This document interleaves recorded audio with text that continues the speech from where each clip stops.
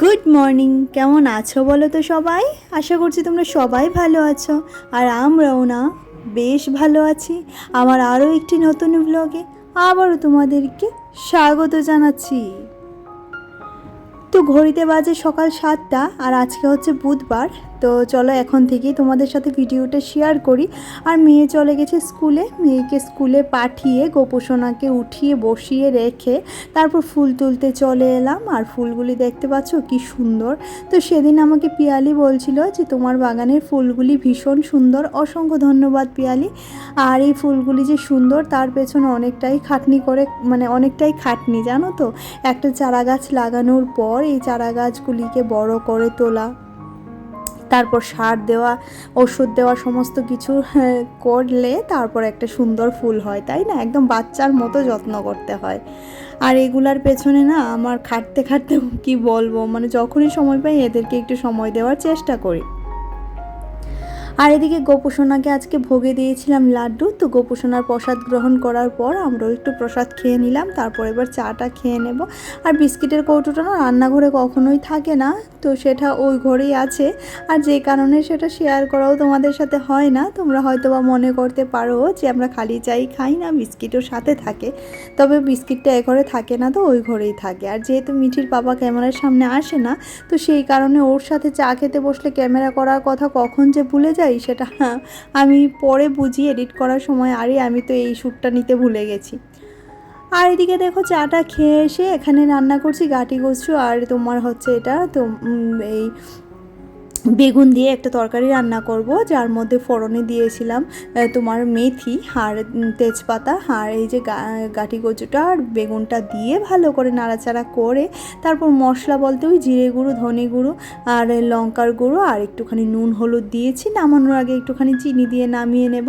তো এই গাটি কচুটাকে বসিয়ে এসে এদিকে দেখো ঘরটা ঝাড় দিয়ে নিচ্ছি। আর আজকে মিঠিকে বাস থেকে নামিয়ে আনতে হবে আমার। তো যথারীতি আজকে কাজের চাপটা অনেকটাই বেশি, কারণ খুব তাড়াতাড়ি টাইমের মাঝখানে আমাকে সব কিছু কমপ্লিট করতে হবে। এই মুহূর্তে টাইমের মধ্যে সমস্ত কিছু কমপ্লিট করতে না পারলে তাকে বাস থেকে নামিয়েও আনতে পারবো না। আর আমাদের মেয়েদের দেখবে সব কিছুটা সময়ের মধ্যেই করতে হয়। একটু যদি কাজে ঢিল দিয়েছি বা একটু সকালে যদি বসেছি কোনো কারণে, তখনই দেখবে বাকি মানে পরপর সমস্ত কাজগুলোর দেরি হয়ে যায়, তাই না? আর দেখো একটা বিনুনি বেঁধে ঘুমিয়েছিলাম, তো এই বিনুনিটাও খোলার সময় পাইনি। আসলে কি বলো তো, আমি তো সেরকমভাবে প্রফেশনালি তোমাদের সামনে আসি না। আমি যেরকম আমি ঠিক সেরকমটাই তোমাদের সাথে শেয়ার করি, যে আমার জীবনটা মানে এরকমই, আমি এরকমভাবেই থাকি, তো সেটাই আমি তোমাদের সাথে শেয়ার করি। আর এদিকে দেখো এই ঘরের সোফাটা প্রত্যেক দিন না হলেও 4বার করে গুছাই, আর মিঠি এটাকে 4বার করে নষ্ট করে। তো কি করব, বাচ্চা মানুষ, ঘরেই তো থাকি, ঘর থেকে তো আর বেরোয় না, সেটা মনকে বোঝাই আর কি। আর এদিকে দেখো বিছানাটা এদিকেরটাও ঝাড়ু দিয়ে দিলাম। এবার ঘর দৌড়টা ঝাড়ু দিয়ে তারপর ঘর দৌড়টা মুছেও নেব। আগে গিয়ে তরকারিটা দেখে আসবো, কারণ তরকারিটাকে হালকা আঁচে রান্না করতে বসিয়ে দিয়ে এসেছি। আমি ওই হালকা আঁচেই রান্না করি জানো তো, একদম যে মানে জোরে করে আগুনটা দেব সেটা আমার দ্বারা হয় না, বা আমি এত জোরে আগুন দিয়ে রান্না করতে পারি না। তো দেখো এদিকে এবার সবজিটা ভাজা হয়ে যাওয়ার পর ঝোলের জন্য একটুখানি জল দিয়ে দিলাম। এবার ভালো করে এটা ফুটে উঠলে তারপর নামিয়ে নেব। আর আজকে যেহেতু রাধা অষ্টমী, আমি তো রাধা অষ্টমী সেরকমভাবে করি না, গোপোষণার কাছেই দিয়ে দিই। তো এদিকে দেখো বক বক করতে করতে ঘরটাও আমার মোছা হয়ে যাচ্ছে। আর ঘরটা মোছা হয়ে গেলে না অনেকটা কাজ সারা হয়ে যায় জানো তো। ঘরটা মুছে রান্নাঘরটা পরিষ্কার করতে পারলে করব, না হলে মিঠিকে নিয়ে এসে করব। তবে স্নান করে আগে পুজোটা দেব, না হলে না পুজোটা করতে অনেকটাই দেরি হয়ে যায়। সেই কারণে আগে পুজো করে তারপর মিঠি মাকে নিয়ে আসব। আর প্রত্যেকটা কাজই তো ধরে ধরে করতে হয়, সেই কারণে না একটু দেরি তো হয়েই যায়। তবে রান্নাবান্নাগুলো যেহেতু আজকে খুব একটু তামঝামপূর্ণ ছিল না, যেহেতু মিঠির পাপা বাড়িতে নেই, সেই কারণে আমি আর মিঠি যা খাই তাই রান্না করি যখন সে থাকে না। আর এদিকে দেখো গাঠি কচুর তরকারিটাও রেডি হয়ে গেছে। আর ওই সাইডে করেছিলাম তোমার ঢেঁড়স আর মিষ্টি কুমড়ো দিয়ে ভাজা। এবার তরকারিটা নামিয়ে ওই কিছু আর করা হয়নি সেরকমভাবে। এবার স্নান করে দেখো পুজোটা দিয়ে দিলাম। আর ঘড়িতে না 10:30টার উপরে বেজে গেছে, আজকে দৌড়ে দৌড়ে যেতে হবে জানো তো।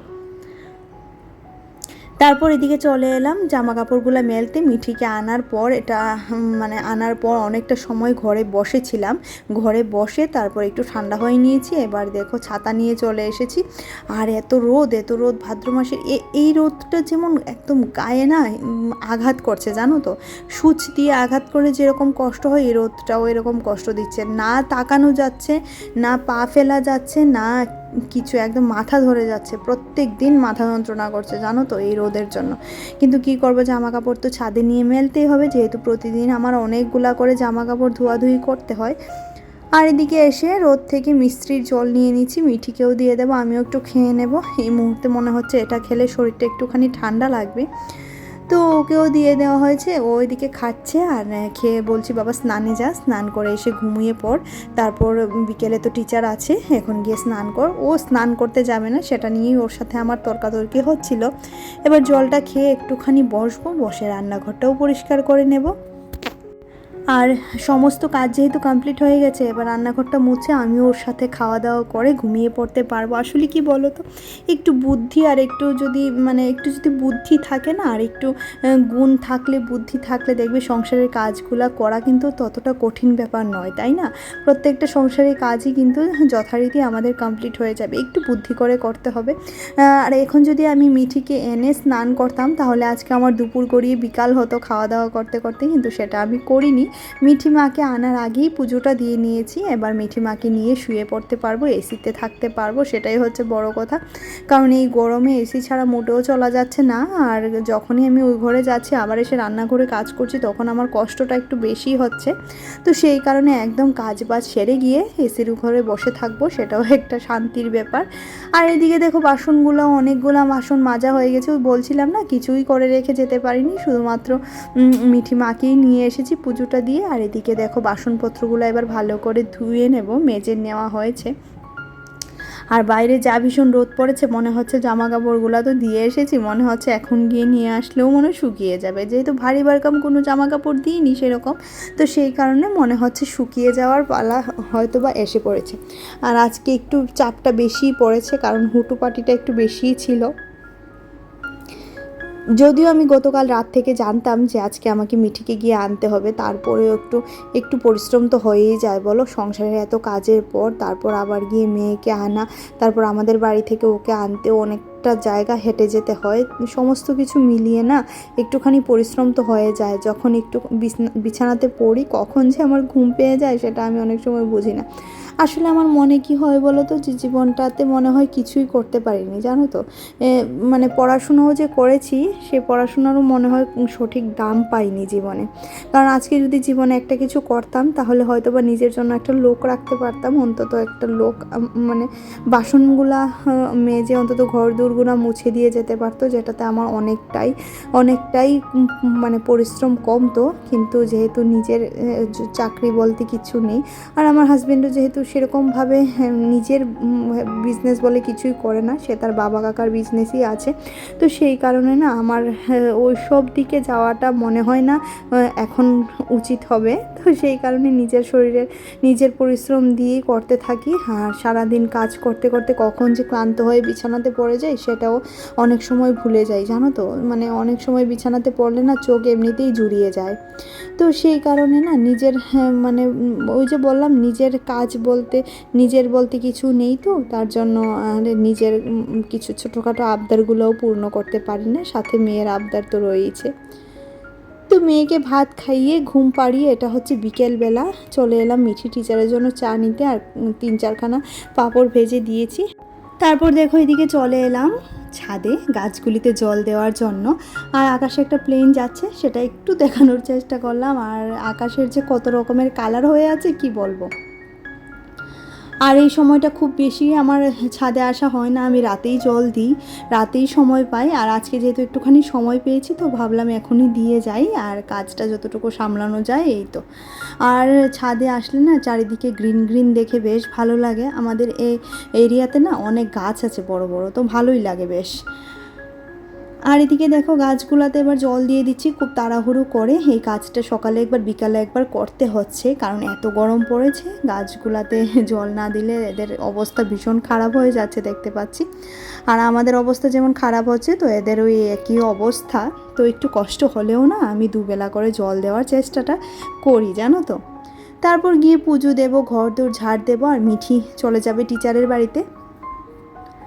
আর এখানে দেখতে পাচ্ছ সবজি নিয়ে বসেছি, এটা আগামীকালকের জন্য। আর অনেকগুলো কাজ সারার পর এবার এসে একটু বসেছি।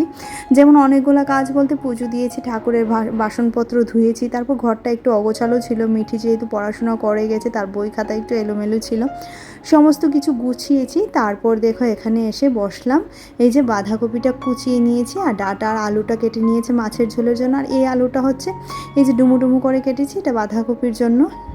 দেখা যাক কালকে কি রান্না হয়। আর এদিকে ওই তোমার ভিন্ডি আর কুমড়ো ভাজা করব, তার জন্য ভিন্ডি আর কুমড়োও কাটা হয়ে গেছে। আর কিছুটা কুমড়ো ওই কুমড়ার চিপস করার জন্য কেটে রেখেছি। আর এদিকে দেখো আমি এবার এদিকের সোফাটাও গুছিয়ে নিচ্ছি, যেহেতু মিঠি ওই যে বললাম আমার যে এটা কতবার করে গোছাতে হয় সেটা হিসাব ছাড়া। তো এটাকে গুছিয়ে নিচ্ছি। এবার কিছুটা জামা কাপড় আছে, সেগুলোও ভাঁজ করে নেওয়ার পালা। তো চলো জামা কাপড়গুলো ভাঁজ করতে করতে আমার কিছু মিষ্টি মিষ্টি দিদি বোনেদের নামটা আজকে শেয়ার করে নেওয়া যাক। তো এদের মধ্যে আছে লাইফ উইথ স্মাইলের রুম্পা দিদিভাই, সঙ্গীতা, পিয়ালি, ডেলি লাইফ কুকিংয়ের দিদিভাই, নন্দিনী দিদিভাই, মায়া দিদিভাই, ইচ্ছে ডানার দিদিভাই, তারপর হচ্ছে শাবানা ব্লগসের শাবানা দিদিভাই, মৈত্রীজ ভিউ থেকে মৈত্রী দিদিভাই। তো সবাইকে অসংখ্য অসংখ্য ধন্যবাদ আমার পাশে থাকার জন্য, আর আমাকে এত সুন্দর সুন্দর করে কমেন্ট করার জন্য। আর তোমরা এভাবেই আমার পাশে থেকো, আগামী দিনগুলিতে যাতে তোমাদেরকে এরকমভাবেই পাশে পাই।